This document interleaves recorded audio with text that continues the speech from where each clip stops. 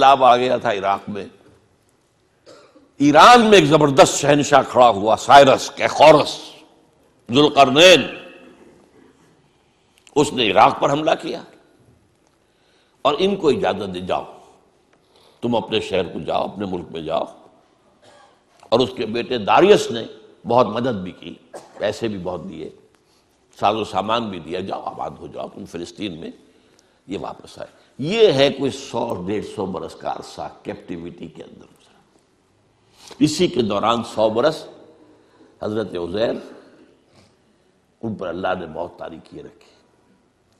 اب وہ آپ جاگے ادھر سے، اب ان کا واپس آنا شروع ہوا، تو ان میں پھر حضرت عزیر علیہ السلام نے توبہ کی منادی کی، ریپینٹ ریپینٹ، توبہ کرو، رجوع کرو، پلٹو اللہ کی جناب میں۔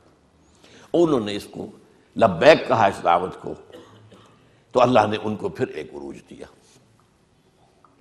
نوٹ کرتے جائے، پہلا عروج خلافت راشدہ ان کی، 1000 قبل مسیح سے 900 قبل مسیح تک۔ اب یہ جو زوال کا زمانہ ہے، ظاہر بات ہے قوموں کا زوال بھی 2-4 سال کی بات تو نہیں ہوتی نا، وہ تو صدیوں کا معاملہ ہوتا ہے، اوپر ابھرنے میں بھی صدیاں لگتی ہیں، گرنے میں بھی کوئی ایک دن میں تو نہیں گر جاتا۔ لیکن اس کے بعد ان کے اندر جو ایک روح دوبارہ بیدار ہو گئی، ایمان، اخلاق صالحہ، عقائد درست، توحید، تو اللہ نے پھر انہیں دوبارہ عروج دیا۔ مکابی سلطنت قائم ہوئی جو بہت بڑی سلطنت تھی، حضرت سلیمان کی سلطنت سے زیادہ بڑی تھی زمین رقبہ کے اعتبار سے۔ حضرت سلیمان کو اللہ نے جو حکومت دی تھی وہ تو کسی اور کو دی نہیں، کہ ہوا پر بھی حکم چلتا تھا اور جنات پر بھی، اور وہ پرندوں کی بولی بھی سمجھتے تھے۔ یہ بات تو وہ ہے جس کے بارے میں قرآن میں ہے، انہوں نے دعا کی تھی اللہ مجھے وہ حکومت عطا کیجو جو تو کسی اور کو نہ دے دو، اللہ نے ان کی بات مانی۔ لیکن رقبہ زمینی جو ہے مکابی سلطنت کا حضرت سلیمان کی سلطنت سے بھی زیادہ تھا۔ تو یہ دوسرا عروج ہو گیا ان کا۔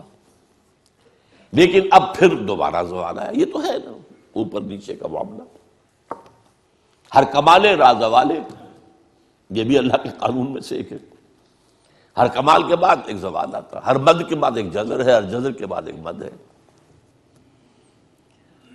اب جو ان کے اندر زوال آیا تو اب ان پر جو عذاب کے کوڑے پڑے ہیں،